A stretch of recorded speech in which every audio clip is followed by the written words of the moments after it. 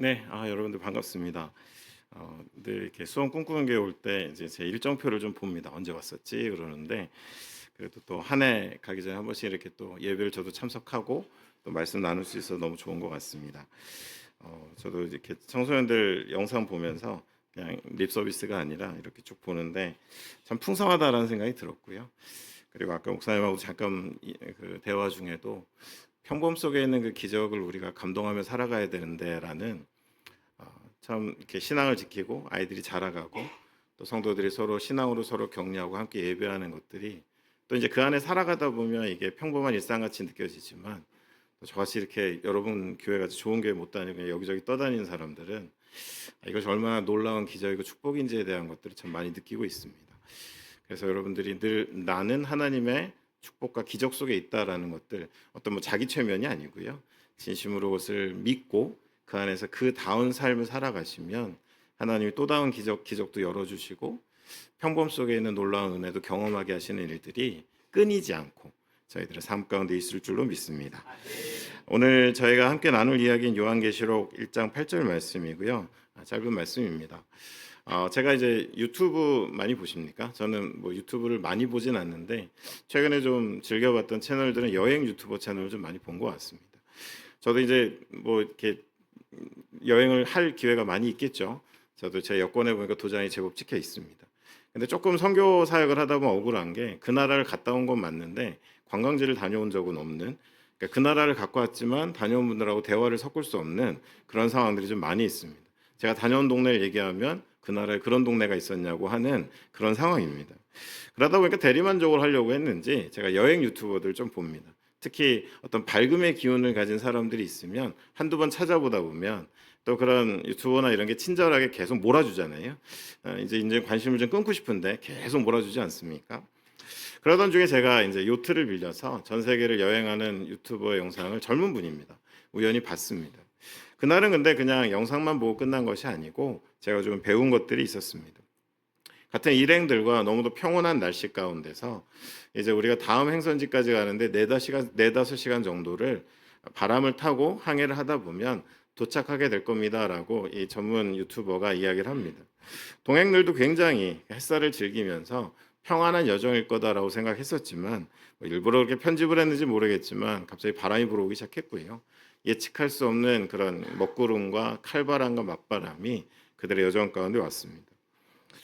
중심을 잡기 위해서 닻을 내리고 어떻게 하든 키를 돌려서 무게가 무너지지 않고 원하는 곳으로 가려고 정말 사투를 벌이는 그런 모습들을 영상 속에서 보았었습니다. 그러면서 그 모든 상황이 지나갔을 때 그 배를 운전하는 유튜버가 그런 이야기를 합니다. 적어도 배에 있는 닷이 갖는 세 가지 기능이 있다라고 제가 여행을 하면서 느낀 건데, 첫 번째는 우리가 어딘가에 머물러 있어야 할 때 우리가 원하는 지역에서 밀려 내려가지 않게 하기 위한 안전된 정박을 위한 그 역할을 다시 한다라고 했습니다. 다시 없으면 조류가 밀려왔을 때 한숨 자고 일어났는데 난 지금 어디에 와 있지라고 하는 어딘지도 모르는 곳으로 떠밀려 갈 수 있는 것들을 방지해 주는 것이 닷의 역할이다라고 이야기했었습니다. 그리고 두 번째부터는 저도 낯설었는데요. 엔진이 고장 나고 뭔가 배가 통제를 잃었을 때 일단 멈춰야 된다라는 비상 제동을 걸 때도 다시 역할을 한다라는 것입니다.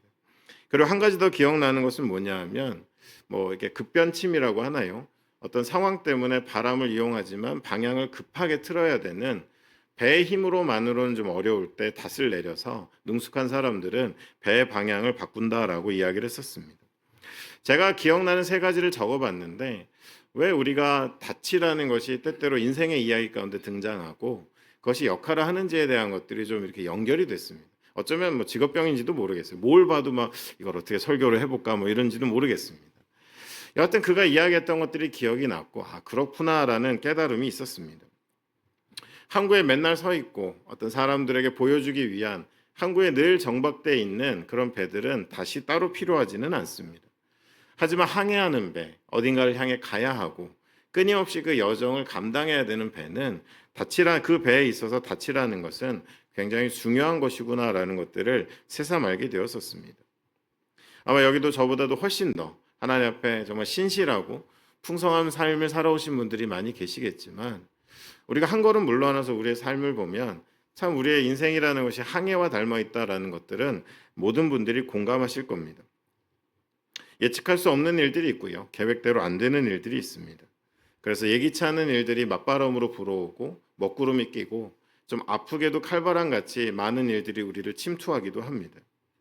그럴 때마다 그것을 이겨내고 또 방향을 잡고 떠밀려 가지 않고 우리가 원하는 곳을 향해 애써 달려왔던 것들을 생각해 보면 정말 인생을 항해에 비교하는 것은 적절하다라는 생각을 하게 됩니다.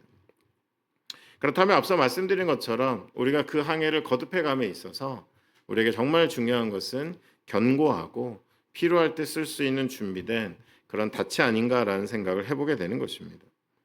그래서인지 성경에도 짧은 구절이지만 이런 말씀이 있습니다. 소망은 영혼의 낫이다라는 표현이 히브리서 6장 19절에 나옵니다. 우리가 주 안에서 갖게 되는 그 소망, 주의 이름으로 갖게 되는 그 기대감, 그것이 우리 인생에 있어서 닻의 역할을 한다라는 것을 성경도 비유로 이야기하고 있습니다. 저는 오늘 우리 인생의 가장 견고한 우리에게 필요한 닻이 무엇인지를 여러분에게 소개하려고 합니다. 그래서 뭐 이미 눈치 빠르신 분들은 아셨지만 설교 제목에다 결론을 다 적어놨는데요.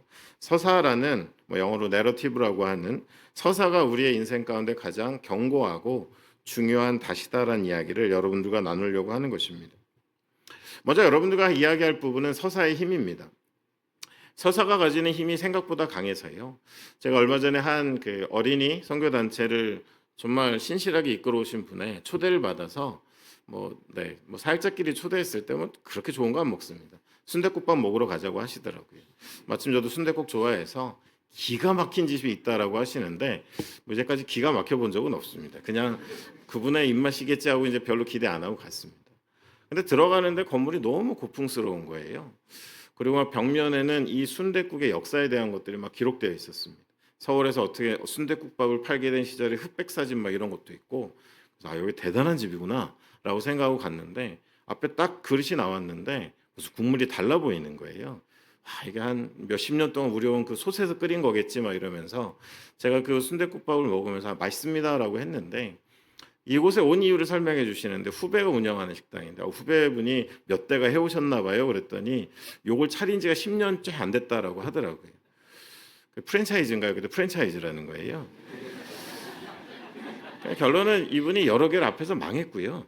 이번에 요 차린 것이 이게 서사의 힘이다라는 생각을 한 것이 제 앞에 똑같은 것들이 놓여 있는데 뭔가 주변의 환경이나 인테리어나 벽에 붙어 있는 스토리들이 마치 굉장히 유구한 그런 역사 속의 한 그릇인 것 같이 표현을 해놓으니까 먹는 사람이 맛있고 국물이 다른 것 같다라는 경험을 하게 되었었습니다. 제가 좀 가벼운 말씀을 드리지만 서사는 힘이 있습니다. 가치를 바꾸는 힘이 있죠. 제가 소원 꿈꾸는 교회에서도 몇 번 말씀드린 것 같지만 여러분의 교회 몇 년 되셨습니까? 하면 이제 4년 차 들어가시면서 저희는 brand new, 정말 신선한 교회입니다라고 하시겠지만 동의합니다. 하지만 더 중요한 것은 때로는 우리가 한 걸음 물러나서 아브라함을 부르신 때로부터의 하나님의 그 지단한 그 세대마다 행하신 지역마다 행하셨던 하나님의 역사 속에 2026년 수원 꿈꾸는 교회가 서 있습니다라고 교회를 바라보면 교회의 가치는 전혀 달라집니다. 그리고 우리가 바라보는 우리에게 다가오는 그런 무게나 그 맛이나 그것이 다져다 주는 것들이 달라질 수밖에 없는 것이죠. 자녀를 기르시는 분들도 그럴 거예요. 그냥 지금 속삭이는 모습만 보면 그냥 생각이 그냥 그 안에 잠기지만 같이 걸어왔던 시간들을 가끔 추억하고 그 안에 가졌던 꿈들 또 애씀들 이런 것들이 함께 나눠졌을 때는 그 한 영혼의 가치가 달라지는 것처럼 서사라는 것들은 가치를 정하고 가치를 일으키는 그런 역할을 하게 됩니다. 실제로 하나님 백성의 선교라는 책에서도 2장의 제목이 자기가 속한 그 이야기를 아는 백성이다라고 되어 있습니다. 별것 가진 거 없는 것 같은 초대 교인들이었지만 사회적으로나 어떤 힘을 가진 사람들이 아니었지만 그렇게 눌러도 그렇게 흔들어도 경고할 수 있었던 것은 내가 속한 이야기는 저들이 말하는 이야기가 아닌 하나님의 위대한 서사 속에 나의 인생이 있다라는 그 깨달음이 그들의 삶을 다르게 만들었고 또한 그들의 삶을 견고하게 만들어 주었다라는 것입니다. 또한 서사는 방향을 정하고 우리의 삶을 지키는 역할이 있습니다. 누가복음 2장 25절로 27절에 시몬에 대한 이야기가 나오는데요. 하나의 스토리지만 짧은 한 부분만 좀 같이 한번 읽었으면 좋겠습니다. 누가복음 2장 25절 27절입니다. 함께 읽겠습니다. 예루살렘에 시몬이라는 사람이 있으니 이 사람은 의롭고 경건하여 이스라엘의 위로를 기다리는 자라. 성령이 그 위에 계시더라. 그가 주의 그리스도를 보기 전에는 죽지 아니하리라는 성령의 지시를 받았더니 성령의 감동으로 성전에 들어가매 마침 부모가 율법의 관례대로 행하고자 하여 그 아기 예수를 데리고 오는지라. 시므온이 살았던 시대는 메시아 대망 사상이 가득했던 시대입니다.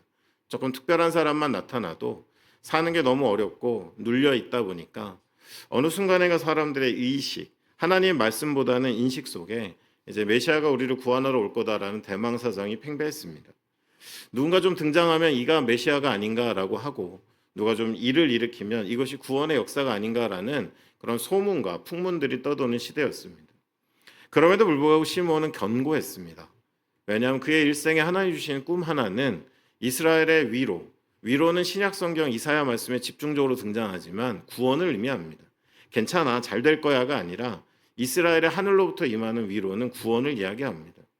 그는 하나님의 말씀, 선지서와 모든 전해진 말씀을 통하여서 예수 그리스도 그 메시아가 올 것에 대한 소망을 품고 있었고 사람들이 흔들리고 여기저기 소문과 알고리즘을 따라서 그의 삶의 무게들이 움직일 때 시몬이라는 사람은 내가 믿고 받은 하나님 말씀 속에서의 서사 속에서 그 한 분, 그분을 기다리고 있었기 때문에 그 예수를 맞이했을 때 부모도 알지 못하는 아기 예수지만 그는 그를 품에 안고는 이제 드디어 나에게 하나님 위로를 주시고 나의 생에 소원을 이루어주셨다라는 고백을 할 수가 있었던 것입니다.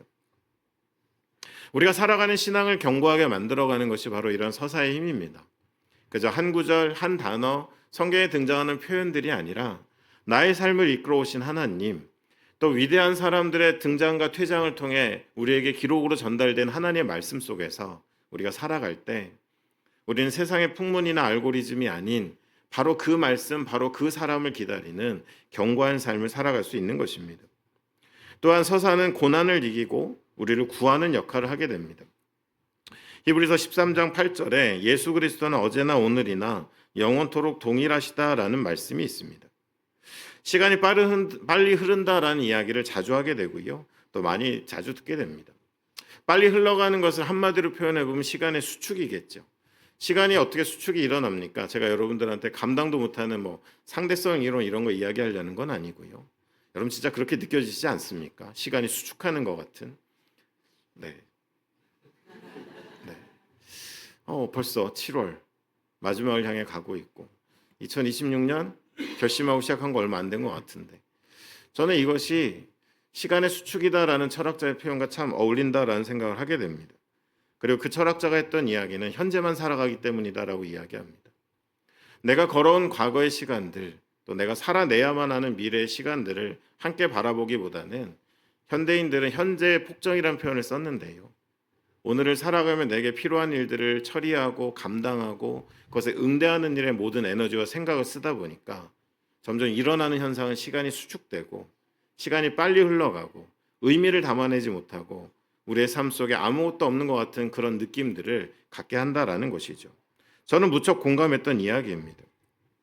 오늘의 필요만 해결하고 살아가는 사람들, 그런 사람들에게 히브리서 기자는 예수 그리스도는 어제나 오늘이나 영원토록 동일하시다라는 이야기를 통해서 우리가 오늘만 보며 살아가는 오늘의 해결사 예수가 아니라 우리의 걸어온 길 속에도 우리가 걸어갈 길 속에도 예수는 계시고 우리가 믿고 따르는 그 예수는 동일하게 역사하고 계시다라는 그 눈과 마음과 깨달음을 갖고 살아가야만 어쩌면 우리를 하루살이 같이 만들어가는 시간의 수축과 현재의 폭정 가운데서 우리를 구원하여서는 영혼을 사는 사람처럼 다른 세계를 살아가는 의연한 모습으로 살아가게 하는 진정한 구원을 이룬다라는 이야기인 것입니다. 여러분, 우리는 영원한 삶, 예수 그리스도를 믿음으로 영혼을 선물로 받았다라고 이야기합니다. 그렇다면 우리는 시간의 수축에 저항할 수 있어야 합니다.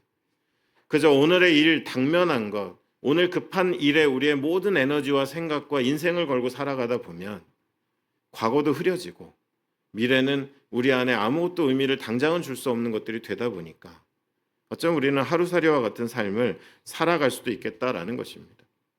어쩌면 구원은요, 예수를 믿고 이 세상을 떠났을 때 나는 천국문의 조명이 커지면서 들어간다라는 그것도 구원이지만, 모든 사람들이 다 시간의 수축 속에 살아갈 때 같은 육신 입어 살아가지만 영혼을 이 땅에 살아갈 수 있는 삶의 모습이 있다면 저는 그것이 구원받은 사람들의 삶의 모습이다라고 믿는 것입니다. 한 성도님이 저에게 나눔을 하셨어요. 제가 뭐 램스라는 과정 익숙하시지만 다른 교회에서 소그룹 모임을 하고 있는데, 한 분이 굉장히 중년의 남성이 서글프면서 이 나눔을 하셨었습니다. 그분이 그런 거예요. 제가 오늘은 말씀을 안 드리려고 했는데, 요즘 사실 50대 이상의 남성들 이야기를 요즘 많이 듣는 게, 그분들이 입을 열면 의외로 끊어지지 않는 계속 얘기를 하시는 분들이 많이 있더라고요. 그래서 제가 원인을 분석해 보니까 들어주는 사람이 없어서 그래요. 부인도 잘 안 들어주시고, 애들은 뭐 그냥 대화가 그냥 짧고 단문이고, 용돈 떨어지면 연락 오지 평소에 연락도 안 하고 뭐 이런 거 있지 않습니까? 그러다 보니까 뭐 그분이 또 하실 얘기가 길어지겠나 하는데 몇 말씀 안 하셨는데 우시는 거예요. 배경을 들어보니까 한 작은 회사를 운영해 오신 분인데 한 30년 해 오셨는데 지금 상황이 너무 좋지 않아서 회사가 문을 닫을지도 모르는 상황이셨습니다. 근데 그분이 우울하셨던 건 이거예요. 한마디였어요. 제가 해놓은 게 아무것도 없네요. 이 나이 되도록. 그 얘기를 하시더라고요. 저는 그분을 잘 몰랐기 때문에, 처음 배웠기 때문에 제가 드릴 수 있는 이야기가 별로 없었습니다. 들었습니다. 그럼 또 한마디 하시더라고요. 참 나름 열심히 살았는데 해놓은 게 너무 없습니다. 그래서 요즘 좀 우울합니다. 이 얘기를 하시더라고요. 그래서 제가 조심스럽게 한번 여쭤봤어요. 회사가 막 잘 될 때도 있었네요. 직원이 그때는 그랬대 한 200명 되셨대요. 그리고 한 30년 하셨으면 와, 어릴 때만 회사에 그 꼬맹이로 왔던 애들이 많이 장성했겠네요. 그랬더니 막 갑자기 이제 미소가 번지기 시작하시면서 결혼식도 몇 번을 가셨고 시집 갔고 누구는 손주 데리고 온 적도 있었고 막 그런 이야기 하시더라고요. 제가 이제 그 이야기를 들으면서 좀 저 안에 깨달음이 있었습니다. 어쩌면 오늘이라는 현실 때문에 그분은 아름다운 과거와 주셨던 은혜들을 다 제외하신 거예요. 그리고 현재가 가져다주는 불안감으로 미래를 바라보고 계신 거예요. 제가 조심스럽게 그런 말씀을 드렸습니다. 정말 놀라운 일을 하셨네요. 정말 집사님 통해서 대학을 가고 가정이 생계를 이끌어가고 그 아이가 또 아이를 낳고 그 아이들이 또 행복한 삶을 살아갔던 이 수많은 일들이 일궈오신 사업을 통해 우리가 거두었던 열매들인데 왜 하신 일이 없으십니까? 그랬더니 또 우시더라고요. 여러분, 우리는 그런 실수를 하는 거예요.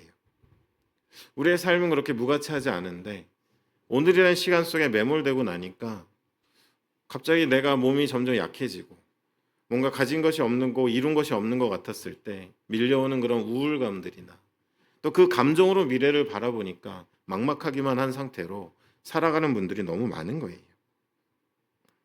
정말 많은 가정을 먹이고 입히셨습니다. 교육하게 하셨습니다.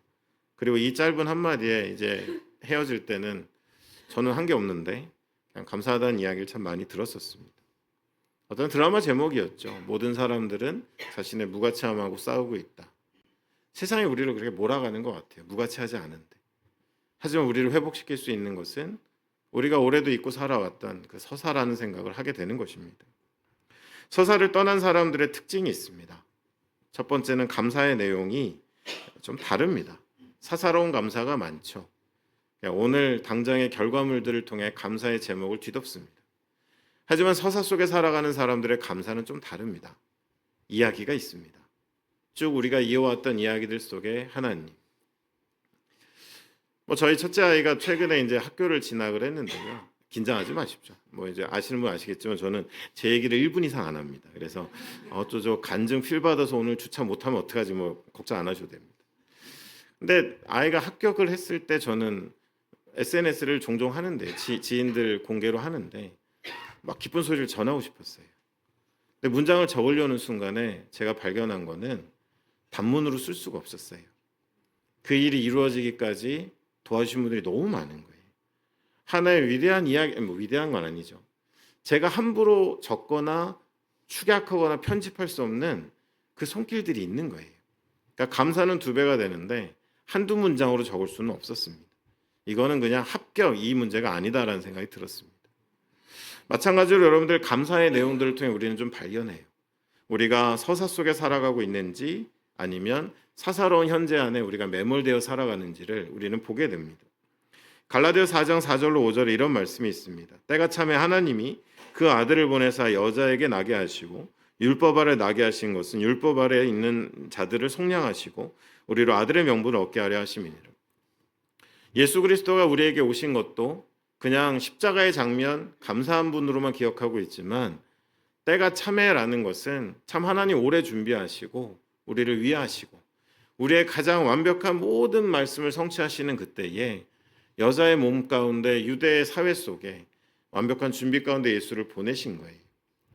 여러분, 세상은 그런 일들로 이루어지고 있음에도 불구하고 우리는 때가 차면 떼놓고 십자가의 사건 하나만을 바라보며 예수를 품고자 했을 때는 여러분, 일어나는 일들은 뭐냐면 우리의 삶에 예수 그리스도의 이름이 때때로 힘이 없고 그저 존재는 하지만 아무것도 우리 안에 일으키지 않는 이름이 될 때가 있다라는 것입니다. 두 번째로 서사를 떠난 사람들의 모습은 구경꾼의 태도를 갖는 경우들이 많습니다. 눈에 보이는 현상들 안에 열광하기도 하고 판단하기도 하는 것이죠. 여러분들, 이제는 좀 아쉽게 끝이 났지만 에즈벌이라는 신학교에서 부흥이 일어났었습니다.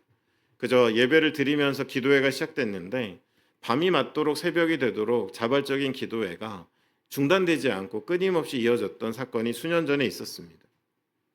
근데 제가 그 일을 지켜보면서 하나 발견한 것이 뭐냐면요. 학교는 학사 일정 때문에 지역의 어떤 상황 때문에 이제는 이것을 저희 스스로가 중단합니다라고 해서 그 기도회를 멈췄는데 그 당시에 제가 좀 많이 불편했던 것은 그것이 왜 끝났을까 생각해 보는 것은 가장 큰 원인은 저는 구경꾼 때문이었다고 생각합니다. 며칠에 그 부흥이 이루어지고 나서 SNS에 사진이 올라오기 시작했어요. 본인의 그 배경으로 사진을 찍고는 부흥의 현장을 가다 이런 식으로 사진 올리는 저와 동종 업계에 계신 분들이 좀 몇 분 계셔가지고 계속 불편하기 시작했습니다. 여러분, 하나님이 정말 이 마르고 아무것도 없는 것 건조한 세대 가운데 부흥을 일으키셨다면 그건 우리가 함께 감격하고 감사하고 부러워하고 우리 가운데도 하나님 그런 일을 일으켜달라고 반응하는 사람은 서사 속에 있는 것이지만 그저 그 서사를 떠나 오늘만 살아가는 사람들은 그것조차도 관람의 대상이 되는 거예요. 가서 사진 찍고 몰려드는 사람들, 에즈벌이 부흥의 현상을 가다라고 목회자들이 몰려드니까 학교가 관리가 되지 않고 그것이 큰 영향을 줬다라고 저는 생각합니다. 여러분, 소원 꿈꾸는 교회 그리고 주변에 있는 많은 지역 교회 안에 하나님이 특별한 부흥을 일으키셨다면 우리는 정말 너무도 하나님께 감사하면 됩니다. 그 하나님의 그 이야기 속에서 우리의 교회가 우리의 삶이 포함되어져서 그것을 우리가 이어가고 경험할 수 있다라는 것.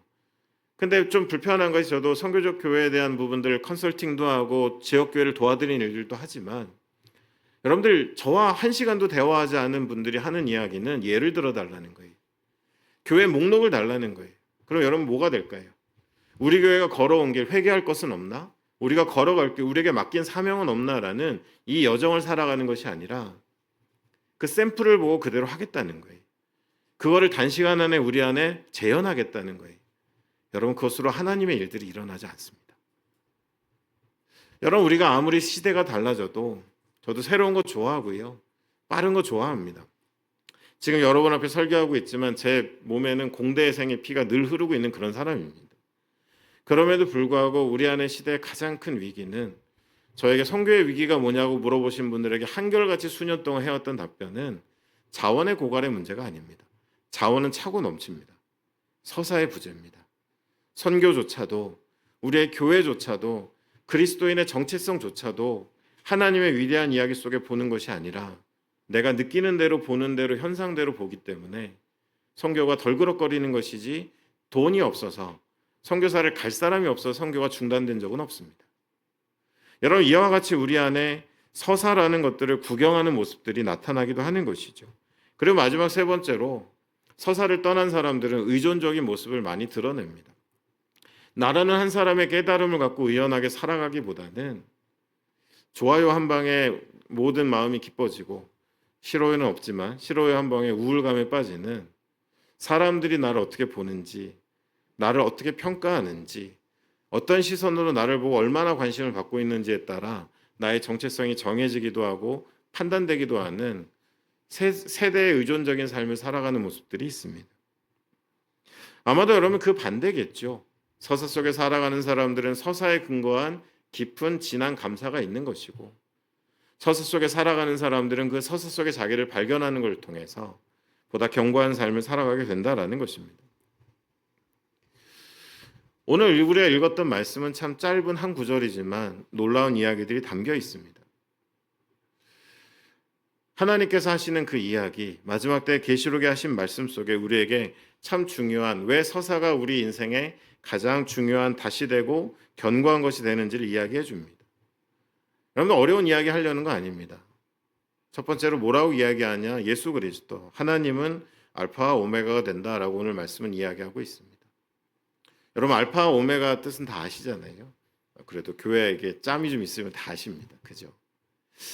알파와 오메가는 처음과 끝입니다.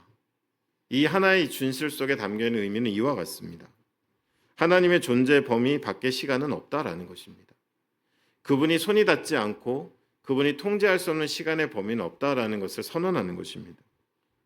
그리고 또 한 가지는 그의 존재 밖에 시간, 그리고 그의 존재 밖에 또 다른 존재는 없다라는 것입니다.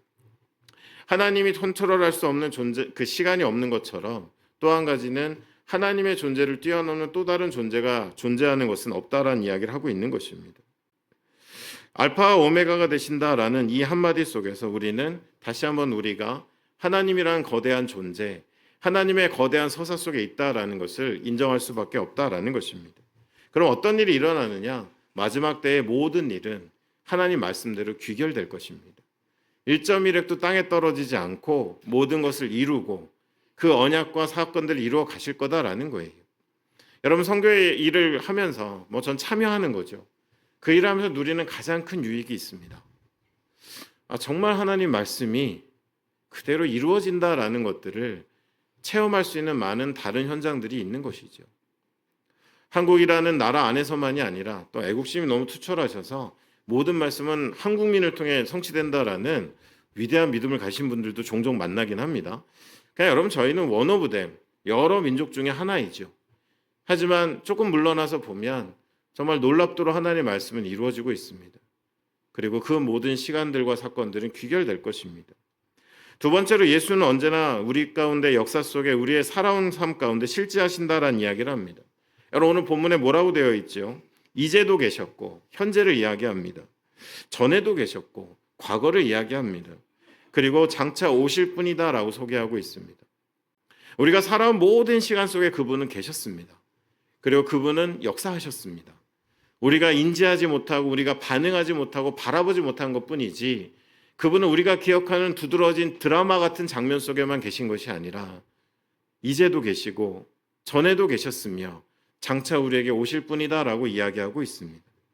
그리고 마지막 세 번째로 예수 그리스도는 전능하신 분이다라고 이야기합니다. 그분에게 불가능할 것이 없고, 그럼에도 우리 안에 한 가지 우리가 발견하는 것은 여러분, 전능하신 분이세요. 근데 그 전능하신 분이 그럼 거침없이 모든 말씀을 이루면 되겠지 않나라고 하는데 한 가지 약점이 있습니다. 여러분, 그런 것 같아요. 영화나 드라마에 나오는 장면이잖아요. 전투력 만렙인 요즘 그런 영상이 많다고 하더라고요. 전직 특수부대 출신 이래야 조회수가 많이 나오는 그런 영상이 많습니다. 거침없는 전투력을 가진 사람이지만 늘 약점은 뭐죠? 여러분, 가족이 인질로 잡히거나 자녀가 인질로 잡혔다 그러면 무장해제가 됩니다. 여러분, 하나님은 전능하세요. 근데 왜 시간이 계속 진행될까? 더뎌질까? 관계 때문입니다. 교회를 기다리시는 겁니다. 내가 구원하고자 하는 자들을 기다리시는 겁니다. 마음이 돌아서서 하나님께 전적으로 로봇같이 강제하는 힘으로 강제로 끌어다 앉혀놓는 것이 아니라 전심으로 온전한 마음으로 내 백성이 내게 돌아와 나를 높이고 내 이름을 영광 가운데 기억하고 열방 가운데 자랑하고 그 이름 하나만으로 살아갈 수 있는 자로 온전히 서기까지 기다리시기 때문에 시간이 딜레이 되는 것뿐이지 그분의 능력의 부족함은 아니다라는 것입니다. 제가 참 책에서 읽고 인생의 교훈같이 붙잡는 게 있어요. 아까 제가 인용했던 철학자의 책에 나오는 이야기를 위해 인내하고 이야기로 인해 인내하라는 이야기입니다. 우리 안에 서사가 회복되면 그 이야기를 위해서 살아가는 사람들, 그리고 그 이야기로 인해서 인내하는, 저는 오늘 말씀을 시작하면 초대교회인들을 잠깐 언급했었습니다. 그분들이 그 어려운 고난 속에서도 견디고 기뻐할 수 있었던 것은 내가 속한 그 서사를 위해서 살아갔고, 또 내가 내 힘으로 견딜 수 없었을 때는 그 서사의 일원이다라는 그 이야기로 인해서 인내할 수 있었던 삶이었던 것처럼, 여러분의 삶이 오늘 제가 나누는 이야기 속에 있는 서사 속에 있는 인생이다라는 것을 그저 스쳐가는 이야기가 우리 안에 충분히 이해하고 담아간다면 여러분 꽤 견고한 닷을 갖게 되셨습니다. 그리고 인생의 여정과 항해 가운데 잠시 정박하여도 조류에 흘러가지 않을 것이고, 우리 안에 맞바람이 불어와 급하게 방향을 바꿀 때도 그 이야기가 근거가 될 것이고, 우리 안에 모든 엔진이 고장나 통제력을 잃은 인생의 상황 속에서도 우리를 다시 움직이게 할 수 있는 시간과 힘을 제공하는 것은 바로 이 하나님의 이야기, 어제도 오늘도 전에도 계신 하나님의 실제 속에 살아가는 우리들의 삶에 대한 깨달음일 거다라는 것입니다. 여러분, 출애굽기 3장 14절에 보시면 하나님 앞에서 애굽 땅에 가서 내 백성 구해내라라고 하는데 못 갑니다라고 버티는 모세의 이야기가 나옵니다. 핑계는 명확합니다. 제가 말이 좀 어눌해서. 바로를 상대하라는 이야기입니까? 이게 정말 될까요? 여러분, 정리해 보면 뭡니까? 내 인생 가운데서 저는 능력이 부족합니다. 상대가 너무 버겁습니다. 제 미래가 너무 불확실합니다. 지금 모세는 그 이야기를 하고 있는 거예요. 여러분, 기억하십니까? 그때 하나님 뭐라고 하시죠? 나는 스스로 있는 자다라고 하셨습니다. I am who I am. 완벽한 답변이죠. 오늘 우리가 읽었던 말씀처럼 나는 스스로 있는 자다라는 말씀 속에 아무 어떠한 존재도 나는 어떠한 능력에도 의존하지 않는다라는 이야기고, 나는 어떠한 존재도 나를 제한할 수 없다라는 이야기고, 나는 모든 인생과 역사의 처음과 끝의 문장을 쥐고 있는 존재다라는 것을 이 한마디의 이름으로 하나님 말씀하셨고요. 그 말씀을 모세에게만 주신 것이 아니라 이어지는 15절을 보면 하나님이 또 모세에게 이르실 때, 제가 드리지 않았습니다. 이 말씀은 하나님이 또 모세에게 이르실 때 너는 이스라엘 자손에게 이같이 이르기를 너의 조상의 하나님 여호와 곧 아브라함의 하나님 이삭의 하나님 야곱의 하나님께서 나를 너희에게 보내셨다 하라. 이는 나의 영원한 이름이요 대대로 기억할 나의 칭혼이라 라고 이야기하고 있습니다. 여러분, 이 이름은 오늘날 우리에게도 동일합니다. 내가 오늘 현재의 폭정과 시간의 수축 속에서 흔들릴 때 하나님의 그 서사 속에 닻을 내리고 잠시 멈출 수도 있고 방향을 바꿀 수도 있는데요. 그때 우리가 하나님의 그 이름을 기억한다면 스스로 있는 하나님은 우리가 갖지 못한 것에 의존하는 분이 아니시고, 우리가 마주한 현실에 제한받을 분이 아니시고, 우리가 우려하며 바라보는 미래의 불확실성에 불확실을 더하실 분이 아닌, 우리가 믿는 만큼, 우리가 기대는 만큼 우리의 항해를, 우리의 여정을 하나님이 준비하신 곳으로 이끄실 것이다 라는 것을 믿을 필요가 있는 것입니다. 말씀을 정리하겠습니다. 인생은 항해입니다. 그리고 우리는 여러 가지 일들을 경험하게 될 것입니다. 고린도서 4장 7절로 10절 말씀에 이렇게 되어 있습니다. 마지막 말씀인데요. 같이 한번 읽어볼까요? 고린도서 4장 7절로 10절 말씀입니다. 함께 읽겠습니다. 우리가 이 보배를 질그릇에 가졌으니 이는 심히 큰 능력은 하나님께 있고 우리에게 있지 아니함을 알게 하려 함이라. 우리가 사람으로 우겨쌈을 당하여도 쌓이지 아니하며 답답한 일을 당하여도 낙심하지 아니하며 박해를 받아도 버림받지 아니하며 거꾸로 트림을 당하여도 망하지 아니하고 우리가 항상 예수의 죽음을 몸에 짊어짐은 예수의 생명이 또한 우리의 몸에 나타나게 하려 함이니라. 네. 일본의 공예 킨스키라는 그 공법이 있는 걸 아시죠? 깨진 도자기를 녹인 금으로 서로 연결해 붙이는 그런 공예의 기법입니다. 깨지기 전에 그 그릇보다 훨씬 화려하고 아름다운 예술미를 갖게 됩니다. 저희도 살아오면서 우겨쌈을 당하고 칼바람을 맞고 맞바람을 맞습니다. 하지만 그런 깨진 조각으로 멈춰 있지 않고 금으로 다시 재련된 작품으로 다시 한번 재탄생되는 것은 우리의 인생의 항해에 가장 필요한 것처럼 우리에겐 닻이 필요한 것인데요. 그것은 다른 것이 아닌 어떤 재정의 풍성함이나 우리가 가진 어떤 힘이나 오늘날에 내가 오늘이란 시간 속에 거둔 작은 승리가 아니라 우리가 얼마나 위대한 분의 실제 속에 살아가며 우리가 얼마나 위대한 이야기 속에 포함되어 살아가고 그것이 내 삶의 가치를 정하고 방향을 정한다라는 것을 기억하는 것입니다. 저는 복음이 뭘까라고 질문해 봅니다. 그 이야기를 아는 것이고 그 이야기를 사는 것입니다. 그 이야기를 들려주는 것이고 그 이야기 속으로 초대하는 것입니다. 그저 교리적인 완벽한 문장을 내뱉어서 한 방에 제 앞에서 천국 가는 곳에 확신을 심어주는 것으로 그치는 것이 아닌 내 삶이 담겨있는 그 소중한 이야기, 그리고 내 삶이 좀처럼 흔들려도 무너지지 않게 하신 그 견고한 이야기, 미래가 이루어지지 않은 모두가 한 사람도 예외 없이 갖는 두려움으로 미래를 맞이하지만 끝내 두려워하지 않을 수 있는 인생의 닭과 같은 그 이야기, 그 이야기를 그들의 언어로 그들의 형편 가운데 들려주고 살아내는 것, 저는 그것이 복음이다라고 생각합니다. 조류에 흘러가지 않기 위해 이야기 안에 머무시기를 바랍니다. 힘든 고난 가운데 잠시 멈추셔야 할 때에도 하나님의 이야기로 닻을 내리시고 믿음으로 나는 흘러가지 않을 거다 믿으셨으면 합니다. 방을 바꾸셔야 한다면, 도움이 필요하다면 다시 돌아가 우리가 살아온 그 이야기 속에 계신 하나님을 기억하시고 우리가 아직 살지 않은 시간 속에도 살아계신 그 하나님을 기억하시면서 오늘 우리가 함께 부를 찬양이지만 좀 더딘 것 같고 아무것도 안 된 것 같아도 하나님의 열심으로 우리와 함께 하시는 하나님의 이야기 속에 있음을 꼭 기억하시는 여러분들 되시기를 간절히 축원드립니다. 우리 하나님의 열심이라는 찬양인데요. 저도 뭐 최근에 좀 몇 번 불러봐서 중간에 틀림없이 틀릴 겁니다. 전문가들이 좀 도와주시고요. 그냥 가사를 묵상하시면서 자꾸 시간을 수축시켜요. 그래서 오늘의 이미 승리와 패배를 정해버리는 그 반복 속에 지쳐가고 있습니다. 저희는 그런 존재가 아닙니다. 우리는 하루살이가 아닙니다. 영혼을 선물로 받았고 알파와 오메가가 되시고 이제도 계시고 전에도 계시며 장차 우리 가운데 오실 예수 그리스도, 전능하신 하나님의 이름으로 살아간 주의 백성들입니다. 우리 이 찬양 부르실 때 저는 여러분의 형편을 잘 모르지만 그 하나님의 이야기를 기억하시면서 나에게 또 우리에게 이 찬양 함께 부르고요. 한번 기도하면서 예배 마무리하도록 하겠습니다. 하나님의 열심 함께 찬양하겠습니다. 사랑하는 내 딸아